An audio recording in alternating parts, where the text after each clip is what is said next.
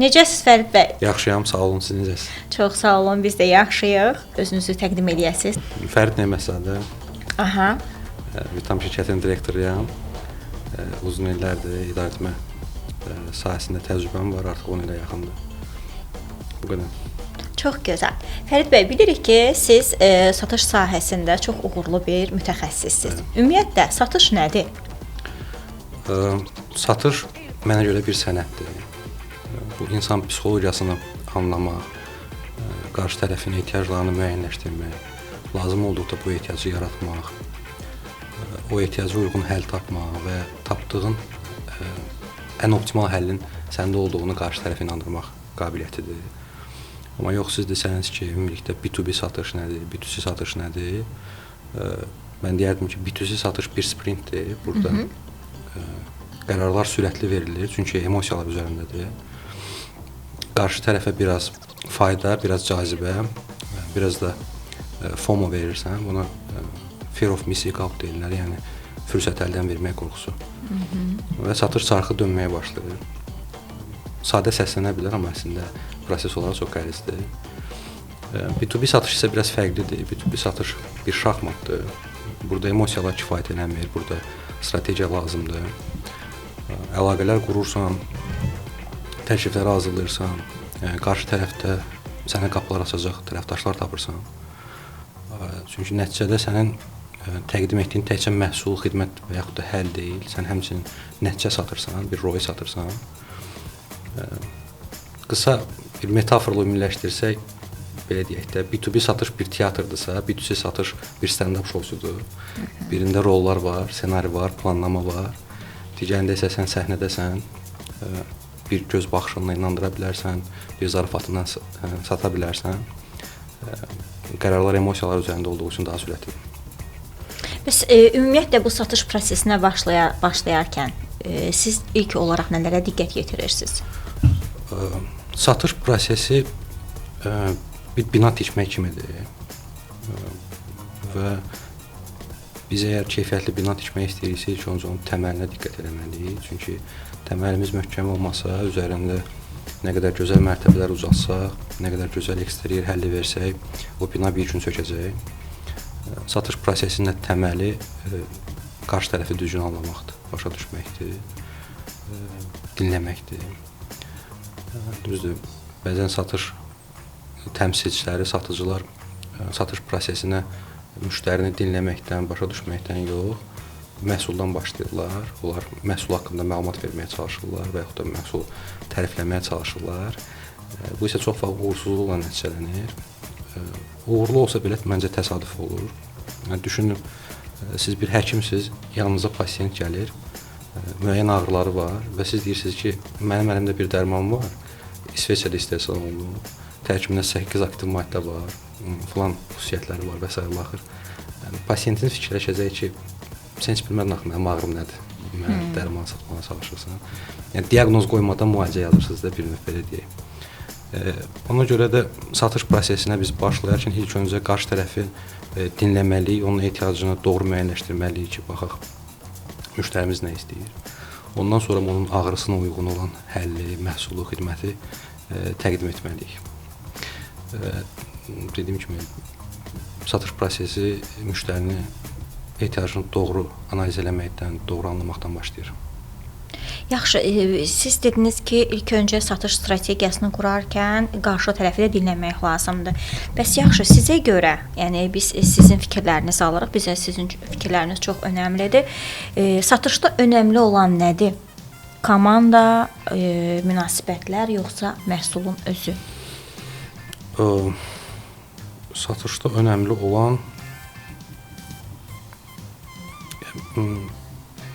bilirsiniz, ən yaxşı məhsulu satın, ancaq münasibət yoxdursa alınmayacaq. Yaxud da əksinə zəif bir məhsul satın, yaxşı kommunikasiya qurun, yaxşı münasibət qurun, satışınız uğurla bağlanacaq. Hətta baxsanız onlayn satış platformalarında, saytlarında belə müəyyən kommunikasiyadan istifadə olunur, ən azı descriptionlar olur, onlayn chat platformaları olur. Münasibət başlanğıcıdır. Belə deyək də, məhsul mühərrikdir, komanda sükandır, münasibət də o yanacaqdır. Bizim avtomobilimiz yüksək mühərrikli ola bilər, bahalı avtomobil ola bilər, amma yanacaq olmasa o hərəkət eləməyəcək. Ona görə hər şey münasibətlərdən başlayır. Bəli, özlüyündə komandanın yeri əvəz olunmazdır, məhsul önəmlidir. Amma onlar münasibətsiz öz yerini tapa bilməzlər. Çünki satışın qapısını döyür məhsul, o qapını açır komanda, onu içəri salır münasibət. Ona görə düşünürəm ki, münasibət ən başlıcasıdır, ən vacibidir. Bəs yaxşı, satış hədəflərinizi necə müəyyənləşdirirsiniz? Satış hədəflərini müəyyənləşdirən zaman nəzərə alınmalı amillər, əsas prinsiplər, bunlar reallıq, analitika və ambisiya balansıdır. Bizim hədəfimiz nə çox asan olmalıdır, nə də əlçatmaz. Və hədəfləri müəyyənləşdirərkən diqqət etməli olduğumuz amillərdən biri tarixi göstəricilərdir. Keçən ildə, rübdə, müəyyən bir dövrdə satış tendensiyaları. Bundan sonra biz diqqət eləməliyik bazarın potensialına və real imkanlara. Məhsulumuz bazarda hansı istiqamətdə genişlənə bilər, müştəri portfelimizi nə qədər genişləndirmək planlaşdırırıq. Ondan sonra diqqət etməliyik komandanın gücünə, resursların gücünə. Komandamızda neçə sayda satış təmsilçisi fəaliyyət göstərir, onların təcrübələri nə qədərdir. Təbii ki, şirkətin strategiyası və vizyonuna, şirkət ümumilikdə nə qədər böyümək istəyir, hara kimi böyümək istəyir. Mən düşünürəm ki, satış hədəfləri təkcə bir rəqəm deyil, bu həmçinin planlama vasitəsidir. Bu bizim komandanı gələcəkdə daha doğru idarə etməyimiz üçün, daha effektiv, daha məhsuldar çalışmaları üçün bizə bir baza formalaşdırır və biz satış hədəflərini müəyyənləşdirərkən xüsusi həssaslıqla yanaşmalıyıq. Bəzən olur ki, insan hər hansı bir satışda, hər hansı bir məhsul təklif eləyərkən davamlı olaraq bir neçə dəfə yox cavabı alır. Və bu yox cavabı alan zaman satışçı necə eləməlidir, nə etməlidir ki, bu situasiyanı dəyişsin? Əgər bir satıcı davamlı olaraq yox cavabı alırsa, bu təsadüfi deyil də, yəni bu şanssızlıq da deyil, bu artıq bir siqnaldır. Peşəkar satış təmsilçiləri bu siqnaldan yaxşı istifadə edirlər, bir feedback kimi. Baxırlar, hansı boşluqları var, harada zəiflər, oranı düzəltməyə çalışırlar. Amma ümumilikdə biz ilk öncə baxmalıyıq ki, satış prosesinin ən çox hansı mərhələsində yox alırıq. Deyək ki, biz ilkin mərhələdə, discover mərhələsində hələ müştəri ehtiyacını müəyyənləşdirərkən və yaxud da məhsulumuzu doğru portfelə yönəltdiyimizi müəyyənləşdirərkən yox cavabı alırıqsa, buralara diqqət eləməliyik. Çünki biz istəsək belə balıqçıya tüfəng sata bilmərik. Əgər burada bizdə hər şey okeydir, qaydasındadırsa, bəlkə bizdə demo versiyada, yəni təqdimatı göndərdikdən sonra yox cavab alırıq. Artıq təqdimatımıza diqqət etməliyik. Bəlkə təqdimatdansa boşluqlar var, yaxud müştərilərimizin bayaq dediyim kimi ağır nöqtəsinə toxuna bilməmişik. Yəni düşünün bir printer sizə satıram mən və deyirəm ki, Dilşad xanım, bizim bu printer saniyədə 40 səhifə çap edə bilir. Wi-Fi bağlantısı var, xüsusi texniki göstəricilər var. Bunlar sizə maraqlı ola bilər, amma faydalı olmayacaq. Çünki bu texniki göstəricilərin sizin hansı işinizə yarayacağı anlaşılmır. Yox, mən əvəzinə deyirəm ki, bizim printer vasitəsilə siz belə deyək də, kağızlarınıza 30% kimi qənaət edə bilərsiniz. İşçiləriniz printerin sürəti vasitəsilə gün ərzində printerdən 20 dəqiqə daha az istifadə edəcəklər və s. Artıq sizə maraqlı olur, çünki o printerin sizə hansı nöqtələrdə fayda verdiyini görmüş olursunuz. Əgər biz deyək ki, təqdimatımızda da hər şey okeydirsə, 3-cü mərhələdə qiyməti verdikdən sonra yox qalırıq. Bu, ən aktual dövrümüzün məsələlərindən biridir. Bilavasitə, yaxud da birbaşa yox cavabı, qiymət bahadır. Qiymət, ümumiyyətlə, yəqin bilirsiniz də, bahalıq nisbə anlayışıdır. Baxır, nə ilə müqayisədə bahadır. Ucuzluq da həmçinin belədir. Çox vaxt satıcılar müştəridən qiymət bahadır cavabını alandan sonra argument göstərməyə çalışırlar. Deyirlər ki, çünki burada filan materialdan istifadə eləmişik, çünki filan texniki göstəricilərimiz var, filan mühəndislik həllərimiz var və s. Axır. Biz çünki deyib davamını gətirəndə qiymətin baha olduğunu sadəcə təsdiqləmiş oluruq. və biz deyik ki, bəli, bahadır, çünki bax bunlar var, ona görə bahadır da, mən nə edə bilərəm. Amma burada biraz yanaşmamızı dəyişsək, biz öyrənməyə çalışsaq ki, müştəri onu nə ilə müqayisə edib baha deyir. Oradan yola çıxsaq daha yaxşı nəticə verəcək. Çünki bizim qiymətimiz baha deyil, bizim qiymətimiz o həll nisbətində də belə deyək də balanslaşıb onu. Nə ilə müqayisə edirsiniz, nəyə əsasən bahadır? Ola bilər rəqib firma ilə sizin qiyməti müqayisə eləyir. Ola bilər hansı istinadı var. Məndə məsələn olub bu yaxınlarda. Elə onu soruşmaq istəyirdim ki, sizin real təcrübədə olub, belə bir hadisə baş veribmi? Yaxınlarda bir müştərimiz səhv etmirəmsə bir çöl reklamı yaxın tanıdığımız bir yoldaşlardan idi. Bir çöl reklamı üçün qiymət almışdı. Yeni özlərinə bir mağaza açırdılar. Bizim qiymətə dedi ki, bahadır da, çox bahadır. Bu qiyməti ala bilmərik. Prosta maraqlandım, nə ilə müqayisə edir? Bəlkə rəqib firmada kimsə ucuz ala və s. axır. Mənə dedi ki, biz o vaxtı buna bənzər bir şeyi Sədirəkdə falan qiymətə almışdıq. Çox soruşmuş, nə vaxt? Öyrəndim, gördüm 10 il bundan qabaq alıb. Ora istinad edir. Təbii ki. Pulun inflyasiyası var, materiallar, işçiliklər artıb, dəyişib. Oradan yola çıxaraq satışı yaxşı bağlamağı bacardıq. Bir də olur ki, bu mərhələlərin hamısı uğurlu keçir, biz ən sonda yox cavab alırıq, satışı bağlama mərhələsində. Yəni, burada demək ki, call to action zəifdir, yəni biz yetəri qədər təzyiq göstərmirik, yaxud da təzyiqimiz var, amma inamlı deyil. Sonradan biz artıq bu hissələrə baxıb onları düzəltməyə çalışmalıyıq, amma satış təmsilçilərini demotivasiya etməmək üçün onu deyə bilərəm ki, yox cavabı rədd cavabı demək deyil. Bu hələ ki hə demirəm deməkdir. Yəni, hələ ki məni inandırmadın, hələ ki almaq istəmirəm. Bu bizdə immunitet yaratmalıdır. Biz baxmalıyıq ki, hansı tərzdə çıxış eləyək, hansı boşluqlarımızı düzəldək ki, gələn səfər hər cavabını ala bilək. Bir draft idi. Sizin əlinizdə gələcəkdə səhifələr daha gözəl yazmaq imkanınız var. Sizin əlinizdə də hər şey yazın. Deməli, sizin dediklərinizdən mən özüm üçün belə bir qənaətə gəldim ki, yox cavabı aldıqda bunun səbəblərindən biri hədəf kütləni düzgün seçməmək, ikincisi qarşı tərəfə hansı faydanı verəcəksiniz, onu düzgün izah eləməmək və təqdimat. Qiymətdə ola bilər, yox cavab alırıq. Bir də satışı bağladığımız zaman çox vaxt. Və biz demək ki, qarşı tərəfə hər təqdimatı biz qarşı tərəfə uyğun olaraq eləməliyik. Bəli, qarşı tərəfin dilində. Ona hansı formada fayda verəcəyini göstərməliyik. Ən əsası bizim həllimiz onun hansı problemlərini həll edir, hansı ehtiyaclarını qarşılayır. Bu anlaşıla biləndən sonra daha yaxşı, daha effektiv satış olur, satışı daha sürətli bağlayırsınız. Məncə də, mən öz real təcrübəmdən də deyim ki, yox cavabı aldıqdan sonra mən birinci özümü analiz eləməyə başlayıram ki, niyə mən yox cavabı aldım? Və o yox cavabı alandan sonra sizin dediklərinizlə təbii ki, onlara baxıram və görürəm ki, hə, ola bilər ki, biz doğru hədəfə müraciət eləməmişik və yaxud da ki, qiymət baxımından və yaxud da ki, təqdimat, qarşıdakı insan çox ciddi insandır, mənim ona göndərdiyim təqdimat çox, necə deyim, rəngli olub, heç o rəngini bəyənməyib, rəngindən olub. Ona görə də çox, yəni bu mənim üçün bir daha elə bir ki, yaddaşma yazıldı ki, mütləq şəkildə qarşı tərəfə istinad eləmək lazımdır təqdimat eləyərkən. Demotivasiya olmaq lazım deyil, qətiyyən hər yox bir siqnaldır. Bunlar bizə formalaşdırır.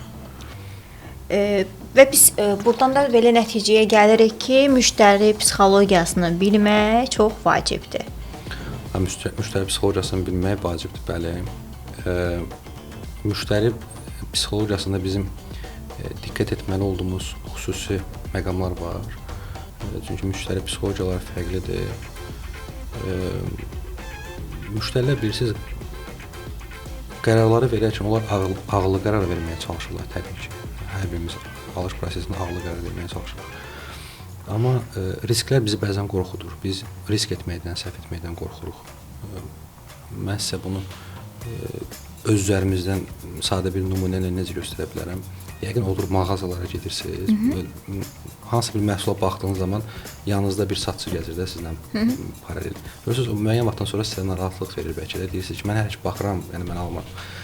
Burada bizim psixologiyamızda o şey var ki, aldadılmaq qorxusu var, risk qorxusu var ki, bir də mənim ehtiyacım yoxsa mənə satmış olarlar, aldadılaram, ya baha qiymət satarlar. Ona görə baxmaq lazımdır. Qarşı tərəf, bilirsiniz, qərarlar məntiqə əsaslansa da emosiyalarla verilir. Dediyim ki, müştərilər riskdən ehtiyat edirlər. bir də hər müştəri fərqli məsələlərə diqqət edir. Elə müştərilər var, onlar detallara baxırlar. Elə müştərilər var, qiymətə baxırlar. Elə müştərilər var, satıcının özünə baxırlar. Mənim ətrafımda tanıdığım yaxşı satış təmsilçiləri var, hansı ki, onların müştəriləri onlardan hansısa bir həlli məhsul almaq istəyəndə nə qiymətə danışırlar, nə keyfiyyəti barəsində, ona inanırlar. Deyirlər ki, gedək filan adamdan alaq, o bizim güvəndiyimiz adamdır, etibar etdiyimiz adamdır. Amma etibarı fayda üzərində qurmağı bacarmış bir təmsilçidir də, belə deyək. Yeri gələndə lazım olacaq satmayacaqsan, amma etibar yaradacaqsan, fayda verəcəksən. Mən sizə bir təcrübəmi danışıram. Bir dəfəsində bir sərgi stendi layihəsi təqdim eləmişdik şirkətlər, böyük şirkətlərdən birinə.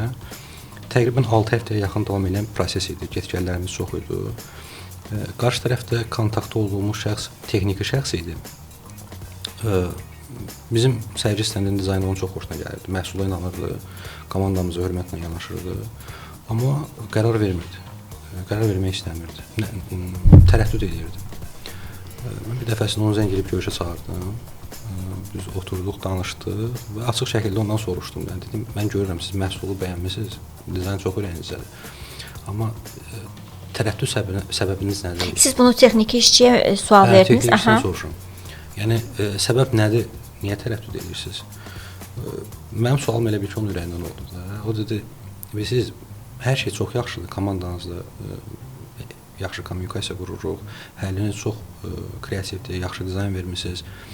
Amma mən bu uğursuzluq riskini göz almaq istəmirəm. Yəni, biz sabah uğursuzluq yaşasaq, rəhbərlik qarşısında mən nə cavab verəcəm, hansı formada olacaq, onu gözə belə almaq istəmirəm. Mən baxdım ki, burada sadəcə bir psixoloji yük var, onu müştərinə bölüşmək lazımdır. Bir də ona psixoloji zəmanət vermək lazımdır. Bundan öncəki ona bənzər layihələrimizi ona göstərdim. Hansı ki, bizim saytda, sosial şəbəkələrdə yoxdur. Fotolarını, video reportlarını ona göstərdim. Nə dərəcə uğurlu olmuşuq, hansı qısa vaxt ərzində hansı layihələri necə böyük uğurla təhvil vermişik. Daha sonra müştəri məktublarını göstərdim, feedback məktublarını, sertifikatlarımızı göstərdim. Bu artıq onun üçün bir zəmanət oldu, belə deyək. Biz müqaviləni imzaladıq. Və bizim həmin sərgi stendimiz kənd təsərrüfatı sərgisində idi. Nominasiya almağa bacardı. Ən kreativ stend seçildi. Uğurlu oldu da, belə deyək. Yəni, burada məsələ müştəri psixologiyasında sadəcə onun bir yükü var idi, psixoloji yükü var idi. O yükü ondan bölüşmək lazım idi. O yükü ondan bölüşdük. Sonda belə bir şey başa düşdüm ki, satış edərkən məqsədli olmaq lazımdır ki, mən bunu satacağam. Bəli, dediyim kimi, orada reallıq lazımdır, analiz eləməliyik, istənilən halda, bir də ambisiya lazımdır. Bunlar balanslı olsa, satış uğurlu olacaq. Elə danışıqlara əsasən bunu ümumiləşdirib desək, yaxşı satışçı olmaq üçün, uğurlu satışçı olmaq üçün, belə deyək də, ən vacib 3 xüsusiyyət nədir? 3 vacib xüsusiyyət dediniz də. Bəli. Düşünürəm, bunlardan biri empatiyadır. Bütün satış təmsilçilərində empatiya bacarığı olmalıdır, özünü qarşıdakının yerinə qoymaq, onun gözündən baxmaq, məsələlərə yaxşı danışmaq, yox, yaxşı dinləmək. Bu çox vacib nüanslardan biridir. Biri, satış təmsilçisi dözümlü olmalıdır. Çünki satış dünyası yoxlarla dolu bir dünyadır və dediyim kimi, yoxlar sadəcə bizə bir siqnaldır. O bizi sındırmır, o bizi formalaşdırır. O bizim üçün daha da yaxşı təcrübədir. Bu tərəfdən baxmalıyıq məsələyə. Bir də yaxşı satış təmsilçisi strateji olmalıdır, oyunu quran olmalıdır. Bir satış prosesi, söhbəti zamanı təkcə məhsul haqqında danışmalı deyil. O həmçinin analiz eləməlidir. Qarşı tərəfdə qərar verən şəxs kimdir? Hətta yeri gəldikdə elə suallar yaratmalıdır ki, o özünün istədiyi suallar olsun. Yəni, söhbəti o istiqamətdə aparsın ki, ona o sual verilsin, hansı ki, onun daha güclü, daha hazır cavablar, o cavabı eşitilsin qarşı tərəfə. Strateji olmalıdır. Ona görə düşünürəm, yaxşı satış təmsilçisi, ehtiyacları duyan analitik, yoxlara davamlı lider, oyunu quran strategidir. Bəs yaxşı, bir satıcı düşünür ki, bu məhsul satılmayacaq. Onu hansı strategiya ilə sata bilər?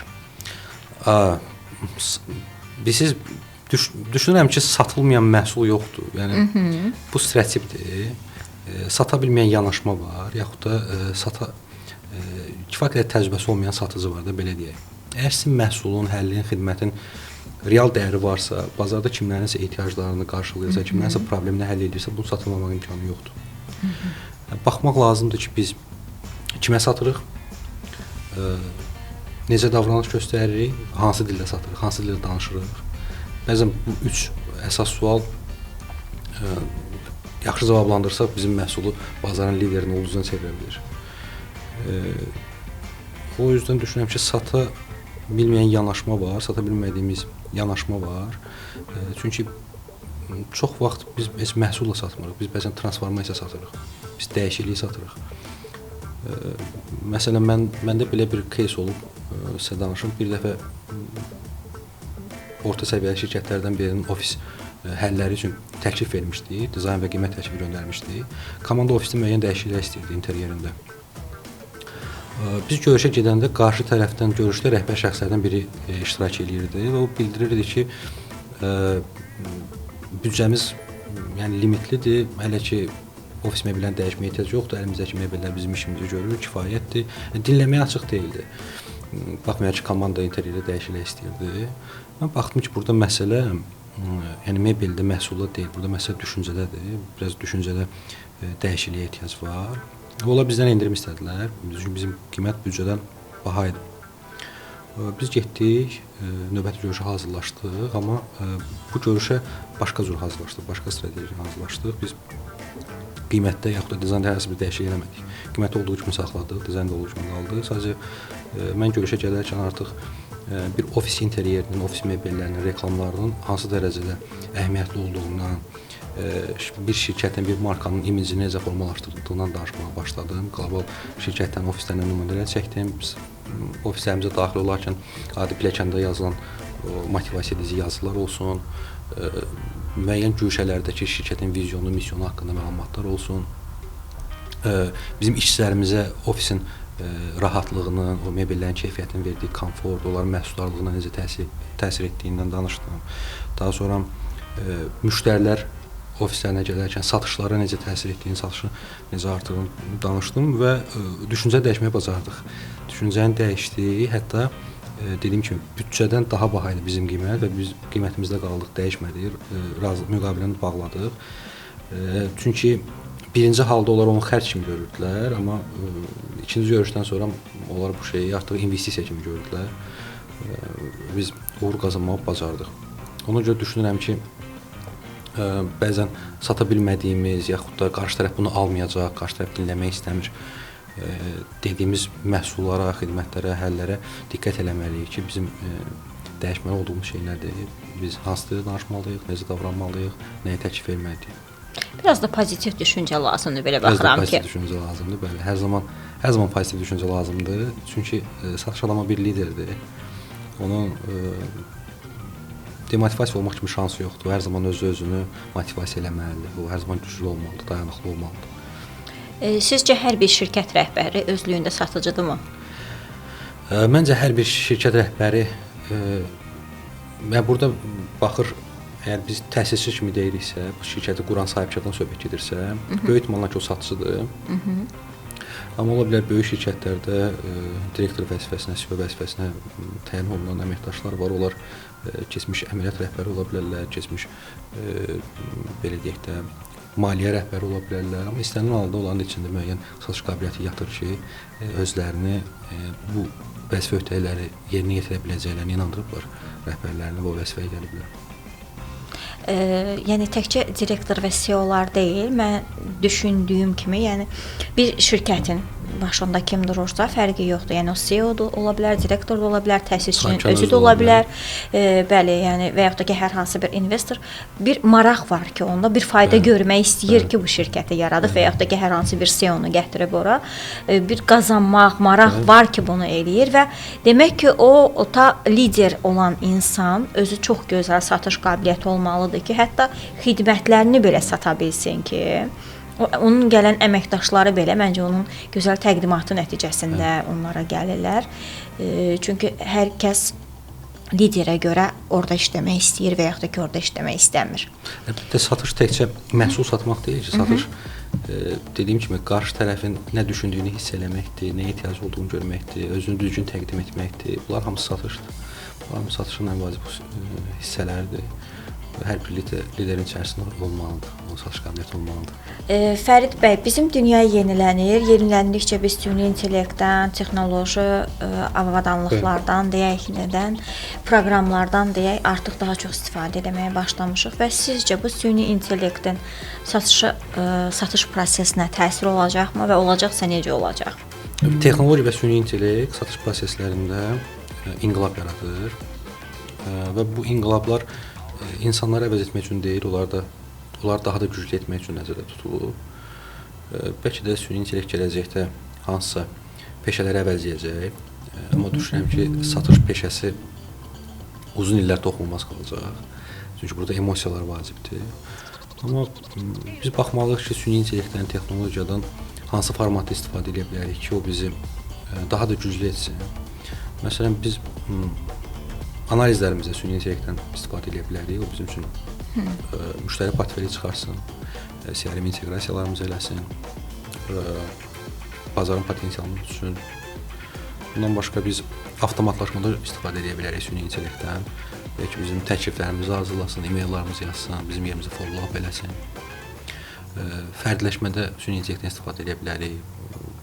Biz müştərimizlə hansı dildə danışmaq istəyirik, qarşı tərəfdən nələrə diqqət eləmək olar, nələrə baxmaq lazımdır. Bu kimi yerlərdə bizə süni intellekt kömək edə bilər. Yəni dediyim kimi, süni intellekt insanı əvəzləmir, onu daha da güclü eləyir və biz süni intellektlə düşmənimiz yox, dostumuz kimi baxmalıyıq ki, o bizə daha da çox fayda versin. Baxaq biz ondan daha hansı istiqamətlərdə yararlanıb fayda əldə edə bilərik. Siz özünüz necə süni intellektdən, ümumiyyətlə ChatGPT-dən istifadə edirsinizmi? Mən süni intellektdən çox aktiv istifadə edirəm. Düzdür, satış proseslərində istifadə etmək qismət olmuyor, amma xüsusi, məsələn, bu yaxınlarda bir proqram təminatının qurulmasında süni intellektdən istifadə elədim. Həmçinin saytın qurulmasında süni intellekt mənə çox köməklik göstərdi. İndi bir tapşırığı var, vermişik. Məndən 26 gün vaxt istəyib tapşırıq əcəlləməyə. Gündəlik follow edirəm, soruşuram, vəziyyət necədir? Arada zip fayl göndərir, bax. Baxıram, müəyyən düzəlişlərə yenidən ehtiyac olur. Hər şey promptdan asılıdır da. Yəni, siz nə dərəcədə dolğun məlumat verirsiniz, nə istədiyinizi göstərsəz, o da sizi yaxşı başa düşəcək, daha yaxşı məhsul verəcək. O da satır. Bəli, mən məsələn, son aylarda ChatGPT-ni özümə köməkçi kimi görürəm. Sanki bir insanın tam deyil də, amma ən azından müəyyən hissəsinin elədiyini o mənə çox kömək olur. Vaxtımıza ciddi qənaət edir. Bəli. Çox ciddi qənaət edir. Mənim. Bir dediyim kimi də mətnlərin yazmağında belə süni intellekt bizə kömək edə bilər. Müqavilələrimizi analiz edə bilər bizim üçün süni intellekt. Düzdür, nə dərəcə effektiv olar bilmirəm, amma düşünürəm ki, açar yerlərə toxuna bilər. Fərqli istiqamətlərdə istifadə etmək olar və ən yaxşı şəkildə istifadə etməyimiz bizi daha da güclü eləyəcək. Ondan qorxmaq lazım deyil. Siz ChatGPT-dən istifadə edirsiniz. Bu komandanın motivasiyasına təsir eləmir ki? Yox, ChatGPT-də belə deyək də, biz idarə etmə funksiyalarımızda, yaxud idarə etmədə hansı qərarları verməyimizdə bizə bəlkə də kömək ola bilər, bəlkə də hansı sualımızı ya da qərarımızı verməkdə yardımçı ola bilər, amma o şəkildə istifadə eləmirik. Dediyim kimi, bizim üçün xüsusi bir alətdir. O alətdən ən doğru formada yararlanmağa çalışırıq. Məsələn, mənim görüşlərimin hamısının qeydiyyatını aparır. Mən üçün belə modul yaradıb, belə deyək də, onlayn moduldur və o modul vasitəsilə mən görüşlərimin vaxtını bilirəm, kimdən, saat neçədə, harada nə görüşüm var, necə gitməliyəm, hazırlaşmalıyam, qarşı tərəfdən kim gələcək görüşə, kim iştirak edəcək. Bu kimi şeylərdə mənə çox kömək edir. Nə gözəl, siz artıq demək olar ki, çox, necə deyək, tam istifadəçisiniz də. Hə, istifadəçisiyəm, bəli. Çox gözəl. Bəs yaxşı, bu sizdə komanda daxilində yəqin ki, demotivasiyalar olur. Bəs o motivasiyanı necə yaradırsınız? Satış komandasının motivasiyası daim nəzərdə saxlanmalı bir sistemdir. Bir nəbzin ölçülməsi kimi. Bu bir dəfə qurulub buraxılan bir sistem deyil. Və biz nəzərə alsaq ki, satış yoxlarla dolu bir dünyadır. Bu səbəbdən hər bir satıcının motivasiyası bir silahdırsa, liderin borcu onu aktiv saxlamaqdır. Motivasiya sistemini qurarkən biz diqqət eləməliyik. İlk öncə uğurlar ölçə bilən olsun. Müəyyən KPI-lər təyin ediriksə, əgər bu KPI-lər metriklər olmalıdır, ölçə bilən olmalıdır. Yeri gələndə belə deyək də xırda tapşırıqlar verə bilərik. Mini qollar deyirik də biz ona və o mini qolların nəticəsində də mükafatlandıra bilərik. Vacib deyil hansısa dövrü, periodluq, rüblü, illik hədəflərə çatsınlar. Şəxsi inkişaflarına diqqət eləməliyik. Elə satış təmsilçiləri var ki, onlar hər hansısa bir mükafatla motivasiya, yəni pul mükafatı ilə motivasiya almalar, onları sizin təlimlərə göndərməyiniz, seminarlara göndərməyiniz, şəxsi inkişaflarına diqqət eləməyiniz onlara xüsusi motivasiya verəcək.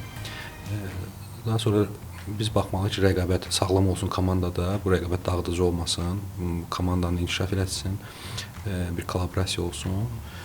Bir də empatiya olmalıdır. Yəni hər satış təmsilçisinin, komandamızdakı hər satış təmsilçisinin fərqli təkan nöqtəsi var.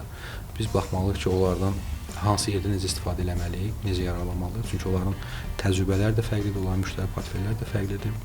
Və hərənin özünə uyğun, belə deyək, hərənin öz dilində danışmalıyıq ki, onlar daha uğurlu olsunlar. Və bizim təqdim etdiyimiz motivasiyalar anlaşıla bilən olmalıdır. Necə anlaşıla bilən? Yəni, bu elə bir sistem olmalıdır ki, satış təmsilçisi onu istədiyi vaxt hesablaya bilsin özü, rahatlıq. O bilsin ki, nə qədər satsa, yaxud da bu satışın qarşılığında bu pul alacaq. O sistem qəriz olsa, müəyyən qaranlıq yerlər qalacaq onların beynində, belə deyək də. Mən sizə bir təcrübəmi danışım. Bir, belə deyək də, şirkətdə komandaya, satış komandasına yeni rəhbər təyin olduğum vaxtlar idi. Deməli, burada hər ay periodik satış iclasları keçirilirdi, aylıq. Satış iclasına danışılırdı ötən dövrdəki satışlardan və növbəti ay belə deyək, planlarından kim nə qədər satmalıdır, kimə hansı rəqəm nəzərdə tutulub.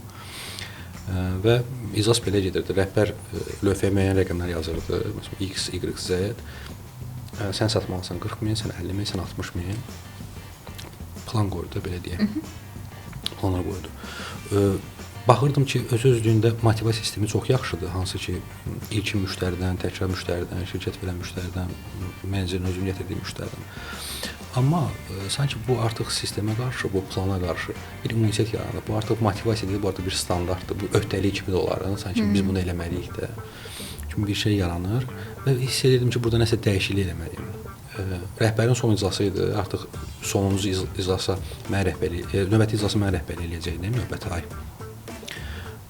Və mən ora yaxşı hazırlaşmalıydım. Hazırlaşdım. Hazırlaşan vaxtı düşündüm ki, gedişatı dəyişməməliyəm. Gedişatın içində hansısa bir dönüş nöqtəsi eləməliyəm. Lövhəyə çıxdım, yenə yazdım X, Y, filankəs. Altından rəqəmlər yazmağa başladım. Rəqəmlər yazdım 1500, 2000, 2500 belə. Tələsənlər oldu, dedilər, nə yaxşı düşüb rəqəmlərimiz aşağı 40 min, 50 minlərdən, 100 minlərə. Bu rəqəmi eləməyə nə var, bu nöqtəsindən gələrik. İçində sakitcə müşahidə edib dinləyənlər də var idi ki, görsün sonda nə olacaq. Mən bildirdim ki, yəni, bu bizim bu ay satmalı olduğumuz rəqəmlər deyil, bu bizim bu ay qazanmalı olduğumuz rəqəmlərdir. Siz bu ay bu bonusu qazanmalısınız. O bonusun qarşılığında da belə deyək də müəyyən rəqəm satacaqlar təbii ki. Bu fərqli yanaşma dəstək oldu bizim satışa. Mən indi yəqin həmin menecer məni izləyər, indi onun haqqında danışacağam çünki bizdə bir menecer var idi. Onun şirkət tarixində 5 il fəaliyyəti var idi. 5 il ərzində göstərdiyi, verdiyi satışların cəmi həmin il verdiyi satışın cəmindən aşağı idi. Yəni bir ildə verdiyi satış 5 ildən daha yuxarıda idi. Adını çəkmirəm, özü bildi, söhbət kimdən gedir. Biz onu xüsusi mükafatlandırdıq ilin sonunda təbii ki, hətta onun ailəsi ilə birlikdə xaricə getməyində, istirahət eləməyində şərait yaratdıq. Yəni kiçik bir dəyişiklik, kiçik bir yanaşmalar dəyişiklik satışlarımızda boom effekti yaratdı və artıq biz nə qədər satmağa yox, nə qədər qazanmağa fokuslanıb işləyirik. Mən bu ay bu qədər qazanmalıyam, mən bunu etməliyəm. Çox gözəl motivasiya metodudur. Çox sağ olun, çox təşəkkür edirik Fərid bəy. Mən ümumi söhbətimizdən belə bir qənaətə gəldim ki, Yaxşı satış bacarmaq üçün ilkin növbədə insan psixologiyasını çox gözəl bilmək lazımdır. Qarşıdakı insanı çox gözəl tanımaq lazımdır. Empatiya hissin olmalıdır. Ehtiyacı düzgün müəyyənləşdirməlisən. Hə, ehtiyacı düzgün müəyyənləşdirməlisən, hədəf kütləni doğru seçməlisən, hədəf kütlənə uyğun olaraq doğru təqdimat hazırlamalısan. Sonra qısa lazım olduqda mən hətta deyərdim, o ehtiyacı sən yaratmalısan. Elə müştərilər var, onlar nəyə ehtiyacı olduğunu bilmirlər. Gizli ehtiyaclar olur. Biz əsl satış meneceri məhz o gizli görsəməyən ehtiyacı tapıb ortaya çıxardandır. Ki, bax sənin buna da ehtiyacın var, sənə bu da lazımdır. Orada cross-sell belə deyək, texnikasından istifadə etmək lazımdır bəzən. Bizdə məndə olub, təcrübəmdə olub, müştərimiz bizdən hər hansı bir həll alıb, reklam həlli alıb. Baxmışıq ki, ona bu şey də lazımdır. Deyək ki, ona pilon da lazımdır, ona totem də lazımdır. Bildirmişik və göstərmişik nəyə görə lazımdır. Çünki bunlar birlikdə ona tamamlanırlar. Ehtiyac, onun gizli ehtiyacı olub, özü onun fərqində olmuyor, amma biz o ehtiyacı ona göstərəndən sonra alıb. Belə. Bir də ən əsası düşünürəm ki, ən azından mən belə davranıram.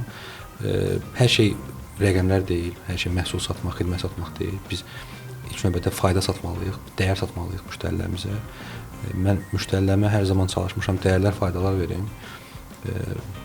Pul qazanmaq ikinci planda olub. Çünki pul bizim sadəcə məqsədlərimizə çatmaq üçün vasitədir, alətlərdən biridir. Bizim məqsədlərimiz fərqlidir. Elə olub ki,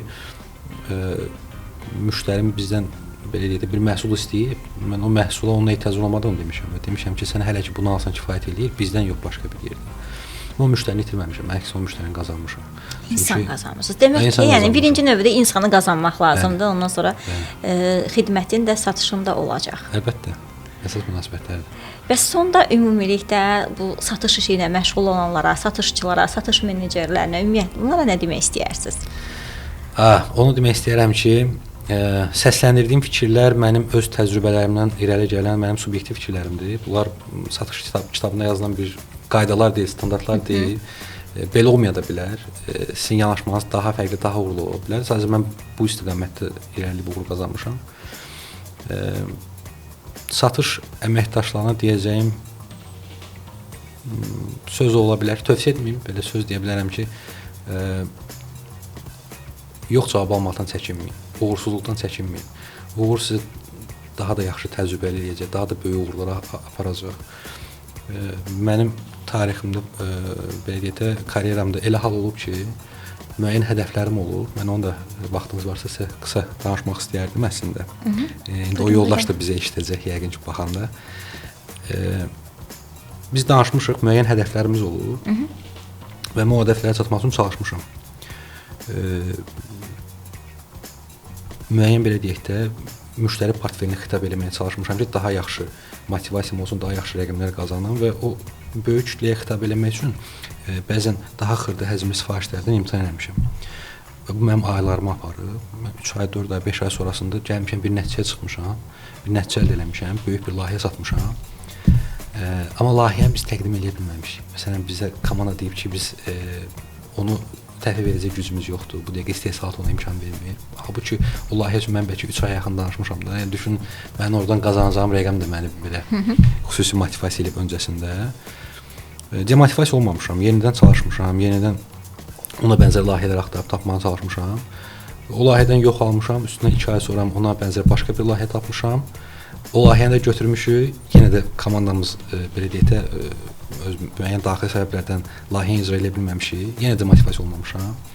Bəzən narazı olmuşam, bəzən yaxın dostlarıma yığmışam, şikayət eləmişəm ki, mən istədiyim rəqəmləri qazanmıram, istədiyim yerdə deyiləm, maliyyə azadlığım yoxdur və s. Axır zaman, bir də çaba sərf eləmək.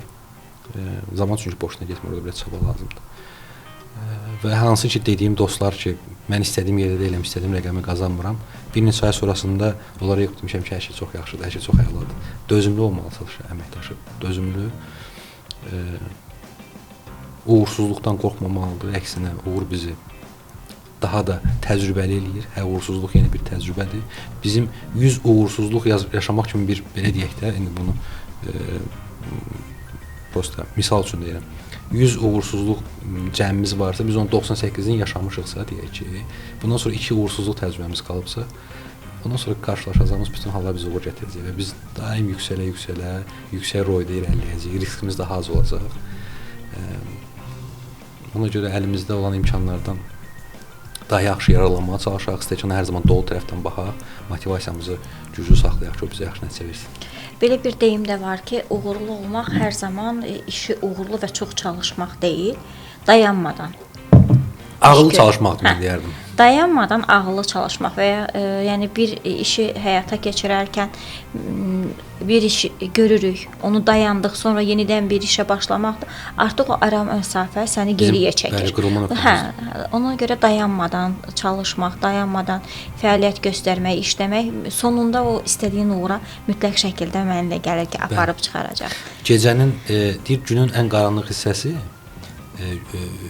günəşin çıxmasına 1 saat qalmışdı, ya yarım saat qalmış belə.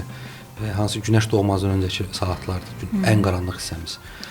Gözləmək lazımdır o günəşin doğmağını, biraz daha çox səbir etmək lazımdır.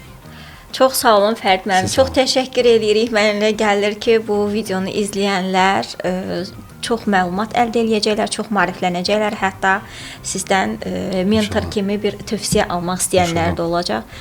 Çox sağ olun. Dəvətiniz üçün minnətdaram. Çox sağ olun. Təşəkkür edirik. Sağ olun.